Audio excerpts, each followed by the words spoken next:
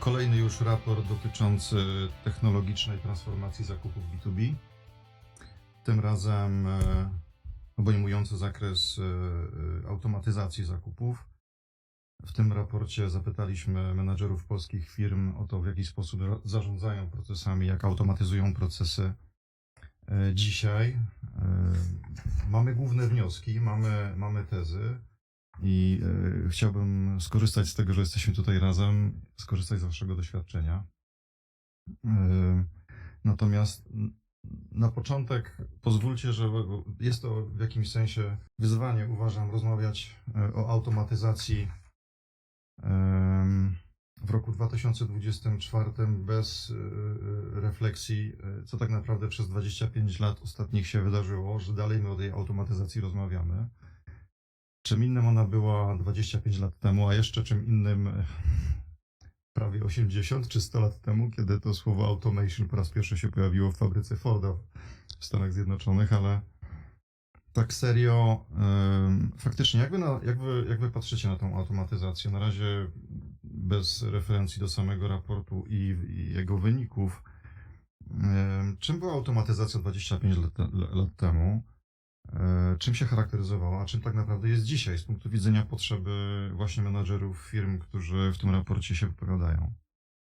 Ja myślę, że też, ponieważ też pytaliśmy tutaj, jak jest i jak będzie i na co zwracasz uwagę, szanowny menadżerze do spraw zakupów w zakresie automatyzacji, a to jaka była 20 lat temu. Jak popatrzymy przez pryzmat narzędzi, które są dostępne, to narzędzia w zasadzie były już wtedy. Nie umieliśmy ich używać do końca. Nie mieliśmy też takich potrzeb, te potrzeby ewaluowały. No dzisiaj już poruszanie się po tej scenie procesów zakupowych bez wsparcia, tutaj mówimy o różnych narzędziach wsparcia, bo za chwilę pewnie też powiemy o tym, że takim narzędziem wsparcia również jest Excel, tak?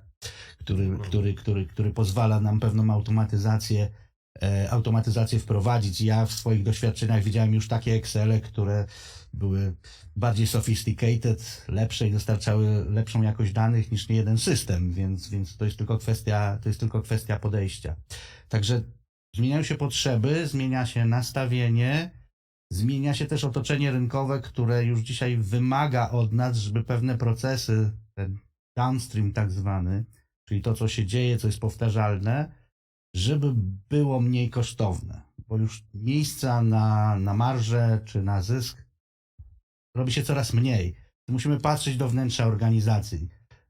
Także to, co nas dotknęło przez ostatnie 2 czy 3 lata, pandemia, kryzysy, prawda, teraz wojna, jakby wymusza też patrzenie na to trochę inaczej, z trochę innej perspektywy. Okej, bo to jest jedno z kryteriów, Grzegorz, to powiedziałeś, że w ogóle podejmowanie automatyzacji to obniżenie kosztów procesu. Jakby, no wiadomo, zastąpienie pracy ludzkiej, pracy człowieka jakimś automatem, jakimś narzędziem.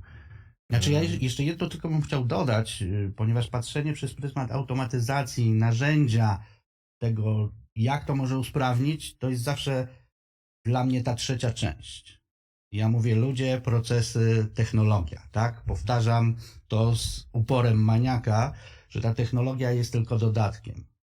To, w jaki sposób dzisiaj pracujemy, więc sposoby pracy, sposoby komunikacji, zarządzania zespołem, budowy tego zespołu i uporządkowanie procesów, czyli no, jakby nie możemy zaprząc technologii do tego, żeby i liczyć na to, że doprowadzi do jakiegoś wzrostu efektywności, jeżeli te procesy w bazie są słabe, albo są dziurawe, albo są niedostosowane do tego, co się dzieje na rynku. Ale chciałbym jeszcze ten mój wątek skończyć, bo żeby nie został bez odpowiedzi, bo dla mnie automatyzacja roku 2000 to była automatyzacja, w którym pojawiły się pierwsze formularze elektroniczne i byliśmy przeszczęśliwi, tak, że mogliśmy jakiś formularz mieć zdigitalizowany. Ja ci tylko, Adam, przypomnę, że ponieważ ja jeszcze wtedy nie byłem w Market Planet, to te lata to były, kiedy już mieliśmy Commerce One'a. Znaczy się my jako Market Planet mieliśmy Commerce One'a, który zawierał te wszystkie elementy, łącznie z aukcjami, purchase orderami, automatyzacją, two-way matchingiem. No to, o czym dzisiaj rozmawiamy, to tam już trochę było. Myśmy nie byli w stanie tego zużyć, Ale wolałbym spożytkować, nie nie? wchodzić na pole globalizacji, kiedy Polska dołączyła do normalnego świata, bo to jest chyba inne spotkanie zupełnie, ale bo raport też dotyczy polskich menedżerów. Tak, to prawda.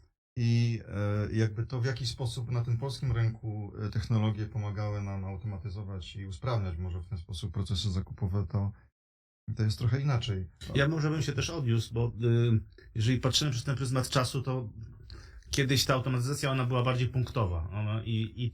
I to skupienie menadżerów dotykało poszczególnych punktów procesu. To, co dzisiaj widzimy, to jest zestaw narzędzi, który już w organizacji jest i zestaw wielu możliwości, wielu narzędzi wykorzystywanych.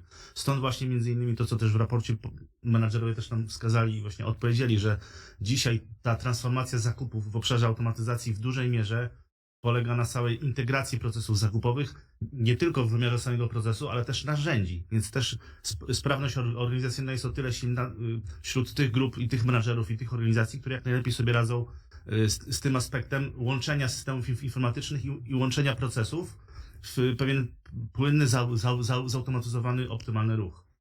Słuchajcie, dokonałem pewnej podróży sentymentalnej ostatnio i wróciłem pamięcią nie tylko, ale też fizycznie. Starałem się odgrzebać agendy konferencji, seminariów właśnie z ostatnich 20 kilku lat dotyczących zarządzania zakupami, zwłaszcza B2B.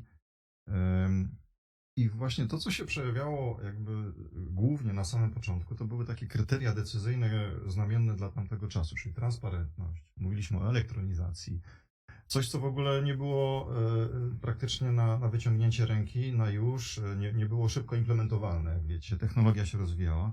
Natomiast dzisiaj, patrząc na agendę nawet naszych konferencji, które w tym roku znowu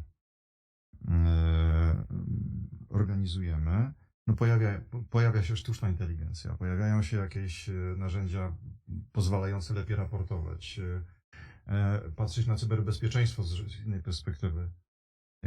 Jak wy to widzicie? To znaczy, gdzie my tak naprawdę dzisiaj z tą automatyzacją jesteśmy? Może my już nie rozmawiamy o automatyzacji, a bardziej o jakiejś, nie wiem, integracji jakby wielu płaszczyzn, bo przecież są dostawcy. No właśnie o to jakby tak już czekam, aż dasz mi się wypowiedzieć, bo to cały ekosystem dzisiaj. Przerywam tak już jakby ten aspekt miałem na końcu języka. To mówimy o całym ekosystemie.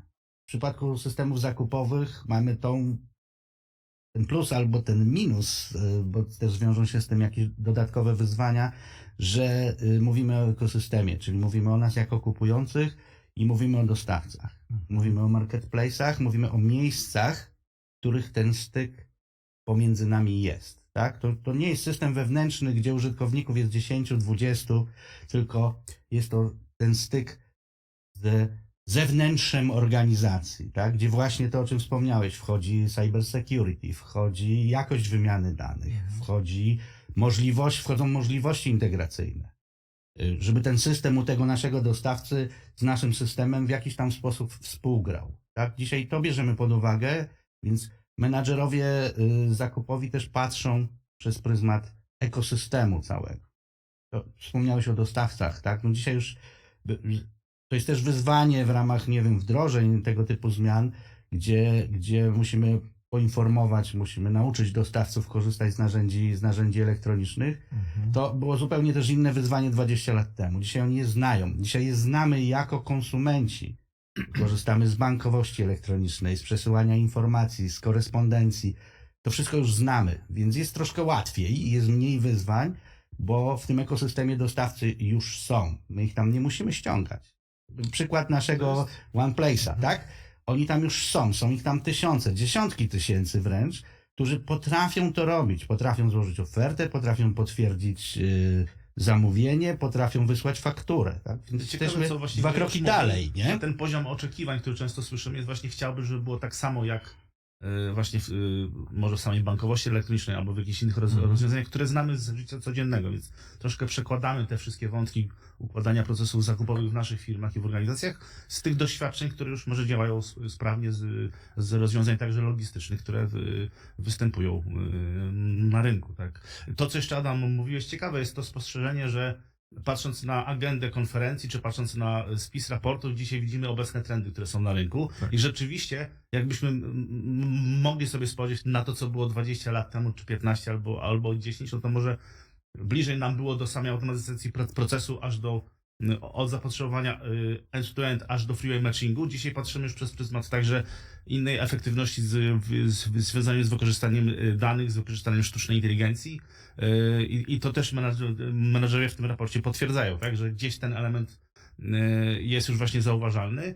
I też myślę, że też te trendy trochę zataczają takie koło, że my sami chodzimy na konferencje i czytamy te raporty, sami wnosimy to do organizacji i później z tymi wnioskami znowu ewoluujemy do następnych rozwiązań rynkowych. Grzegorz, faktycznie, ja nie chcę do tego wracać historycznie, ale mówiłeś o tym konwersłanie, o tym, że tak naprawdę 2 dekady temu większość tych procesów, tak naprawdę narzędzia już globalne były do obsługi tych procesów, ale to, bo ty powiedziałeś o tym takim cyklu. Ja myślę, Tak. że też to faktycznie się kręci w kółko, tylko jakby te kolejne cykle, one zagarniają nowe technologie i Tak. tworzymy ten ekosystem cały. Teraz słuchajcie, to wszystko w tym raporcie jest.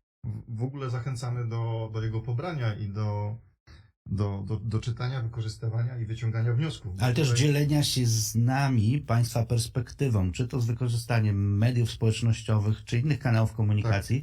Chcemy poznać Wasze zdanie w stosunku do tego, co raport przedstawia, a może jeszcze jakieś inne insighty.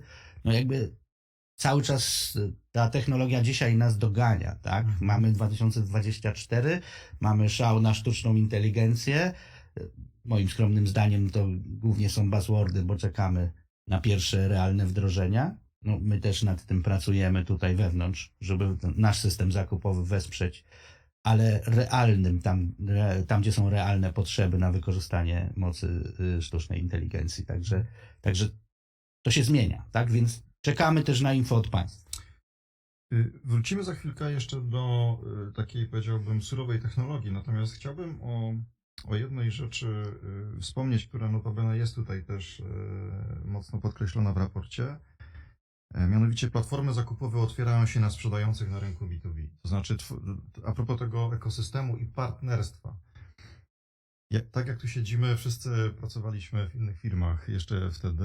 Ty zwłaszcza byłeś po stronie kupującego i myślę, że nie wskazując na nikogo palcem, ale no ja byłem po stronie sprzedającego akurat też w firmie IT i no mówmy się, nie byłem postrzegany jako partner 20 kilka lat temu w kontekście dostawcy. Nikt mnie tak nie postrzegał, nie budował ze mną partnerstwa, nie proponował tworzenia jakichś koncepcji indywidualnych i tak dalej. Po prostu no bardzo, bardzo taka, wiecie, polska rzeczywistość tamtych czasów, zwłaszcza w zamówieniach publicznych. To w ogóle o partnerstwie nie było praktycznie Zanim mowy. Grzegorz powie, ja myślę, że to sformułowanie otwierają się jest dość szerokim pojęciem. Tak. E, Ale wiecie, o co chodzi? Chodzi Tak. mi o to, że faktycznie dzisiaj no, organizowane są otwarte dni dla dostawców przez zamawiających, również publicznych, ale nie tylko.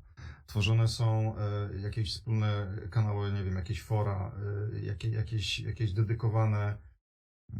dedykowane kanały komunikacji właśnie po to, żeby usprawniać proces upowstawania jakby tej potrzeby zakupowej razem z dostawcami. No nie tylko, żeby obniżać koszty, ale nie wiem, wprowadzać innowacje. Teraz przecież mamy trend ESG, tak, również. To no, bez dostawców trudno sobie to wyobrażać. Jak wy to postrzegacie, Grzegorz? Bo to no, byłeś zamawiającym. Na pewno traktowałeś dostawców inaczej, niż traktuje się ich dzisiaj. Znaczy ja w historii swojego doświadczenia mam też bycie sprzedawcą i to sprzedawcą do sieci retailowych ale to dawno temu i to wspominam bardzo różnie. Natomiast później będąc kupcem, czy budując dział zakupów, zarządzając menadżerami asortymentu, kategorii menadżerami, no wtedy nazywaliśmy ich menadżerami asortymentu, to jakby my też nie mieliśmy wtedy tylu źródeł dostępu do wiedzy, dostępu do danych, dostępu do rozwiązań, tak? Poszukiwanie rozwiązań to jest to, o czym ty wspomniałeś. Dla mnie informacja, czy te 20 lat temu informacja pochodziła od sprzedawcy. Ja nawet nie miałem szansy w większości przypadków jej zweryfikować. Dzisiaj ja, sam poszukując informacji jako klient, tutaj wspominaliśmy o tym, że te trendy B2C jakby wchodzą coraz głębiej w wymianę informacji, czy w transakcje zakupowe w ramach B2B. Także ja nie miałem tej informacji. Dzisiaj personalnie szukamy dla siebie, jeżeli chcemy coś kupić, to zanim skontaktujemy się ze sprzedawcą, czy zanim będziemy gotowi na transakcję, no według najnowszych badań 11 punktów styku musi być, tak? Czyli 11 różnych miejsc, w których tą informację zdobędziemy, zanim, czy tej informacji poszukujemy, zanim zdecydujemy się na transakcję. Stąd platformy zakupowe, stąd katalogi, stąd systemy typu informacja produktowa, stąd jakby ta pewna automatyka. No te dane ktoś musi dostarczyć i w jakiejś formule zjadliwej, żebyśmy mogli my jeszcze nie mówimy o ofertowaniu, my jeszcze nie mówimy o zapytaniu ofertowym, na razie mówimy o poszukiwaniu informacji. Marketplace'y, platformy zakupowe to jest źródło danych po prostu.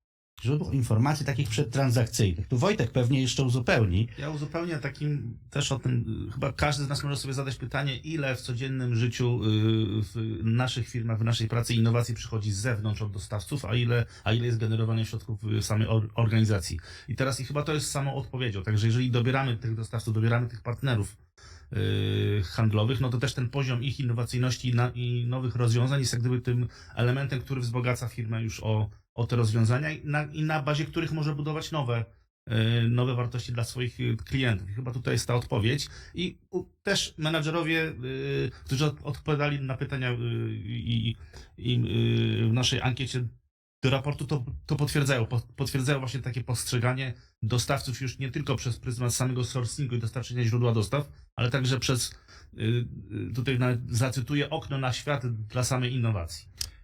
I fajnie, że to powiedziałeś, bo spróbujmy niejako też powiedzieć sobie, jak jest. Słuchajcie, no w tym raporcie oczywiście jesteśmy w stanie wyczytać to, w jakim procencie nasz polski rynek jest zautomatyzowany, jeżeli chodzi o procesy zakupowe. Myślę, że to jest do wyczytania i zachęcamy jeszcze raz do... Znaczy warto spojrzeć do samego raportu, bo tam też się odnosimy do tego procentu pokrycia, czy zakresu pokrycia poszczególnych procesów zakupowych, no taki proces end-to-end, więc warto spojrzeć też przez pryzmat swojej organizacji, bo badamy to na każdym etapie procesu i pytamy o narzędzia Dokładnie. dla kolejnego etapu i troszkę zaskoczeń jest. Jednym z nich jest ten Excel, o którym wspominałeś. No więc dokładnie chciałem powiedzieć o tym Excelu, bo na początku to słowo padło. Zresztą Excel, ja nie twierdzę, że on ma drugą młodość, on zawsze był i będzie. ale oczywiście. On się też rozwija, jeżeli chodzi o swoje funkcjonalności. Natomiast, wiecie co, ponieważ nasz raport nazywa się Automatyzacja zakupów B2B, to jest coś, co jednak ciągle mnie gdzieś tam trapi, bo pamiętacie tą słynną maksymę process comes first. Technologia jest wtórna, tak? Że tak naprawdę jeżeli my czegoś nie zdefiniujemy, nie ustawimy, no to żadne narzędzie nie pomoże tak naprawdę. I zastanawiam się, czy to właśnie między innymi nie jest powodem tego, że jednak mimo wszystko to, o czym mówi się w raporcie, że te rezultaty automatyzacji, czy obraz automatyzacji polskich firm, no nie jest na poziomie 90%, nie jest na poziomie 70%. My to też wiemy, bo na co dzień obsługujemy ten rynek, wdrażamy przecież w dużych firmach, w największych firmach rozwiązania i wiemy, że to różowo nie wygląda. Co jest powodem tego, że jednak mimo wszystko ciągle tutaj pojawiają się jednak ponad połowa, prawie 55-60%. Dlaczego tak jest, że gdzieś tam, nie wiem, jakiś szklany sufit? W mojej opinii czasami mamy sztywne regulacje prawne, które wbrew pozorom ułatwiają proces automatyzacji. I to też w raporcie jasno jest wskazane, że gdzieś ten obszar regulacji, jeżeli chodzi o przetwarzanie faktur, jest najbardziej zoptymalizowanym obszarem. Czyli jak nie muszę, to nie robię, tak? Tak, ale też on jest uregulowany. Tu mówimy o jakie mamy wartości, jakie mamy pola. Proces jest identyczny, tak. znaczy I on w miarę identyczny, tak. w miarę spójny. W Tak? miarę spójny, teraz jeszcze będzie on regulowany KSEF-em, więc mniej więcej wszyscy wiedzą, jak się dostosować, jest to jeden sposób. Podobnie elektronizacja zamówień publicznych, jeden proces i w obszarze sourcingu zapytań ofertowych także respondenci z tego obszaru public wskazywali, u nas to jest zoptymalizowane, tak? No ale przed 2.14, kiedy dyrektywa nie obowiązywała, tak. wiecie, jak było jakby, Ale nie musiałem, oczywiście. nie robię. To chyba trochę jednak... Oczywiście to jest dzisiaj pytanie, no rynek publiczny poszedł daleko, elektronizował tą część, którą musiał, ale mamy postępowania regulaminowe, gdzie już tych regulacji sztywnych nie ma, ustawowych. No i tam już takiego pokrycia nie ma, bo nie było obowiązku.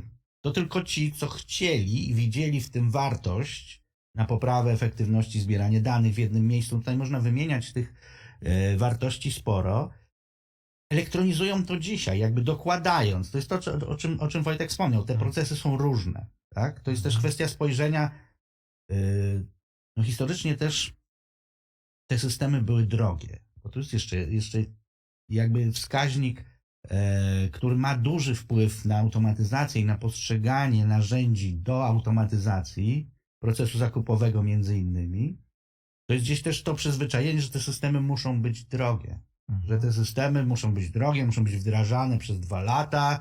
Zanim wdrożymy, to już zapominamy, co mieliśmy na początku. System, zmienia się otoczenie, zmieniają się nasze procesy, procedury. No to już też między bajki włożyć, tak? Dzisiaj te systemy, czy punktowe, czy całościowe, platformowe, są dostępne w rozsądnych pieniądzach, bardzo szybko wdrażalne. Mhm. Świadomość na pewno rośnie, ale pamiętasz, Grzegorz, to z historii z kolei naszej, kiedy przekonywaliśmy jednego z klientów do implementacji procurementu, powiedział, kiedy staraliśmy się udowodnić, że dany proces obniży koszty, zoptymalizuje proces, on powiedział, że nie wie, czy tak będzie, bo on takiego procesu nie ma u siebie.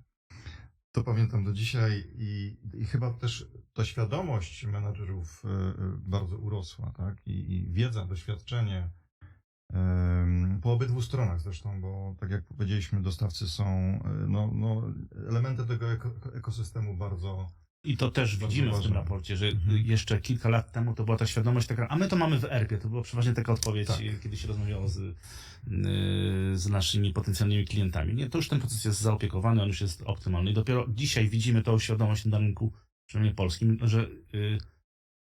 że mamy wachlarz rozwiązań, które się wzajemnie integrują, wzajemnie się uzupełniają. ERP nie wychodzi poza naszą organizację, możemy go wzbogacić o platformę czy o inne rozwiązania technologiczne i pozwolić sobie na elektroniczną komunikację z dostawcami, automatyzując cały proces, a nie tylko ten wewnątrz przedsiębiorstwa. I nikt nie mówi, i chyba to zrozumienie też już widzimy, że jedno nie wyklucza drugiego, to się uzupełnia. Tak więc stąd też ten nacisk na samą integrację i ta świadomość jest chyba jednym z takich ciekawszych zaskoczeń, jeżeli chodzi, przynajmniej dla mnie, jeżeli chodzi o wnioski z tego raportu. Myślę, że warto powiedzieć jedną rzecz, żeby nasi słuchacze nie pomyśleli, że funkcjonujemy w jakimś sektorze tylko i wyłącznie publicznym i że sektor prywatny nie robi nic. Ja myślę, że za jakiś czas, i to niedługo, obiecujemy już tutaj, ja również obiecuję, że zaprosimy do nas klienta z sektora finansowego, który wdrożył być może jedno z największych rozwiązań w tej części Europy, jeżeli chodzi o procurement, i jest to absolutnie sektor prywatny, genialne rozwiązanie, fantastyczni ludzie, którzy to zrobili, ale to jakby... To jeszcze chwilę tajemnicy trzymajmy, tak? Trzymajmy przed nami. Natomiast myślę, że warto to powiedzieć, że no to są takie punktowe oczywiście, punktowe wdrożenia. Natomiast jak wy generalnie oceniacie trendy pokazane w tych wnioskach, w badaniu, w tym, o czym menadżerowie tutaj mówią, co dzisiaj jakby dla nich jest kluczowe, jeżeli chodzi o automatyzację, na co zwracają uwagę, czego oczekują w ogóle od narzędzi, od technologii, no w całym tym ekosystemie. Czy ja znowu nawiążę do tego trochę przechodzenia trendów z B2C do B2B. Oczekujemy tego, że będziemy mieli łatwy, prosty system, dostępny dla naszych pracowników, dla naszych menadżerów, którzy przecież realizują funkcje biznesowe. Tak? To ma być łatwe, przyjemne, dostarczać wartość, mieć dane, mieć informacje, bo to na co zwracali uwagę menadżerowie, to jest też dostęp do danych, możliwość ich analizy, tak zwane single source of truth, czyli jedyne prawdziwe źródło informacji, tak? Żeby ta informacja, pomimo tego, że pochodzi z wielu systemów, czy może pochodzić z wielu systemów, była rzeczywistym odzwierciedleniem tego, co się dzieje w organizacji. To, co wspomniał Wojtek, gdzieś mamy w ERP-ie. ERP to takie dla mnie takie zdjęcie tego, co jest, tak? Czy realnych, rzeczywistych transakcji. Natomiast dołożona do tego platforma zakupowa daje nam jeszcze informacje o tym, co może być, jakie trendy są jakie informacje, no nie wiem, choćby jak spojrzymy przez pryzmat, nie wiem, cash flow, tak, jakie transakcje wystąpią w przyszłości i tak dalej, więc znowu ekosystem, włączenie dostawców do tego ekosystemu, bardzo aktywne, ale też patrzenie, zadawaliśmy pytanie, co jest istotne, czy jakie kryteria decyzyjne są istotne, wybierając rozwiązanie, no to oprócz tych kryteriów UX-owych, interfejsu, łatwości dostępu, no było też wskazywanie na rozwój samego narzędzia, czyli co się wydarzy za chwilę, czy jakie potrzeby będziemy mieli za chwilę. To już nie tylko jakby budżet na starcie, czyli wdrożenie, ale to, z kim się partnerujemy i jakie elementy rozwojowe dostarcza nam dostawca rozwiązania. Czyli istotne to, co się będzie działo za chwilę, jak łatwo będę mógł dopiąć kolejne klocki do tego, żeby proces automatyzować dalej bądź głębiej. To jest też pierwsze, bo my dane mamy i też już i ta świadomość ilości danych jest, tylko teraz chodzi, jak w łatwy sposób wnioskować, jak tworzyć modele predykcyjne dla tych wszystkich informacji i modele decyzyjne. I tutaj troszkę z jednej strony albo ktoś bierze się do roboty i te modele buduje, ale też jest bardzo wyraźne oczekiwanie, szukam rozwiązania, które mi to samo wniesie do organizacji. Będzie tą innowacją i może opartą nie tyle o same modele, ale także o sztuczną inteligencję. Trochę wypatrujemy takich rozwiązań, takiej przyszłości. Nie ustalaliśmy tego, ale jakoś fajnie, że podpowiadacie mi, o co mam zapytać, bo a propos tej sztucznej inteligencji, słuchajcie, to jest druga część raportu, do czego chcę nawiązać. Mianowicie w drugiej części raportu zapytaliśmy menadżerów o to, jakie cele biznesowe chcą osiągać właśnie poprzez wykorzystywanie automatyzacji, czy poprzez automatyzację. Myślę, że warto chwilę na tym się skupić, bo to jest też tak, że słowo automatyzacja, jak powiedzieliśmy, jest dosyć ogólne, ale te innowacje, to, że się pojawia sztuczna inteligencja, czy to nie jest właśnie potrzeba nie tylko chwili, ale przyszłości? To znaczy, że... Też może jeszcze nawiążę, mamy tam, obrazujemy dane, tak? I wszyscy potwierdzają, że na każdym etapie procesu zakupowego, bo też badamy te narzędzia, tak? Wszyscy potwierdzają, że raczkują, jeżeli chodzi o sztuczną inteligencję, że to jest dopiero sam początek, tak? My dopiero się tego uczymy. Jest tutaj, że rzeczywiście jest bardzo szerokie pole do zagospodarowania, jeżeli chodzi o zarówno doświadczenia firm, menadżerów, jak i nowych rozwiązań na rynku, tak? Bo ta odpowiedź, jeśli chodzi o sztuczną inteligencję, ona nie przekraczała 3-4% większości dla każdego etapu zakupowego, wynosiła mniej więcej 2%. Więc to też pokazuje, że my to już dostrzegamy, chcemy tego, ale jeszcze nie potrafimy wykorzystać potencjału rynku, albo jeszcze takich ofert, albo takich produktów nie ma. Ale okej, to pokuśmy się może o taką ocenę. Czy to jest tak, że firmy technologiczne oferujące tego typu rozwiązania nie nadążają za potrzebą, czy ta potrzeba jest jeszcze dzisiaj tak niedookreślona, że trudno tak naprawdę przewidzieć,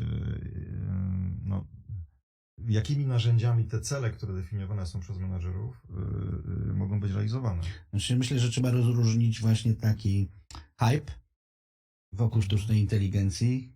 Każdy chce to mieć. Sąsiad już ma, ja też chcę mieć, tak? Ja też chcę mieć. Fotowoltaika. I na pytania dużo takich dyskusji ostatnio prowadzimy, tak? Czy ja prowadzę z ludźmi, którzy się zwracają z dużych, średnich organizacji, ale dajcie nam tą sztuczną inteligencję w tym systemie zakupowym, To znaczy tak? co? Ale no właśnie, wracamy do tego pytania, po co? Po co, dlaczego, jak ci to ma pomóc, tak? Myślę, że takich realnych biznes case'ów, biznes potrzeb zdefiniowanych bardzo praktycznie, to się dopiero tworzy, tak? To w tym roku, w 2024, ponieważ trochę z tą sztuczną inteligencją biegniemy, tak?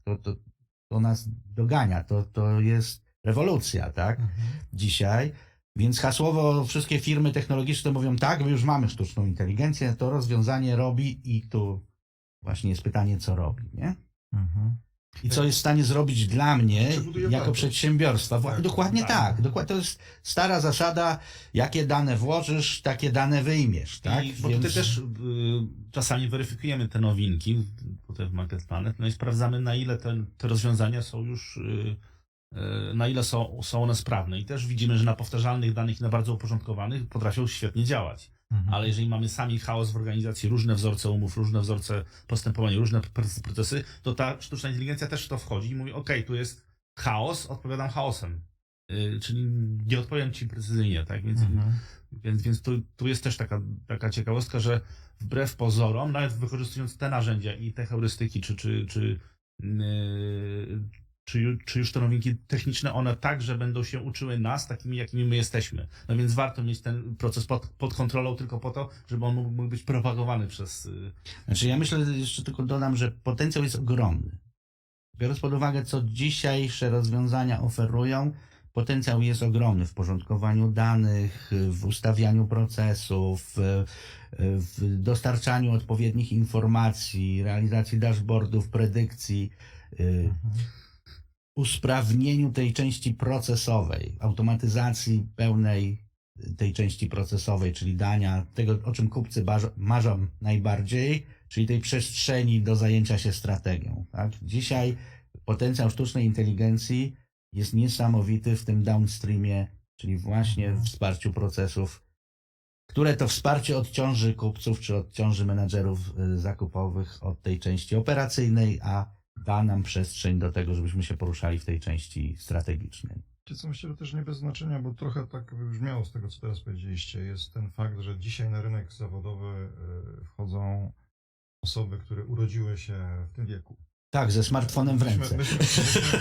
Myśmy o tym już oczywiście wiele razy tu rozmawiali przy okazji e-commerce'a i e-commerce'owych rozwiązań, również na styku z B2C i z chmurami i tak dalej, i tak dalej.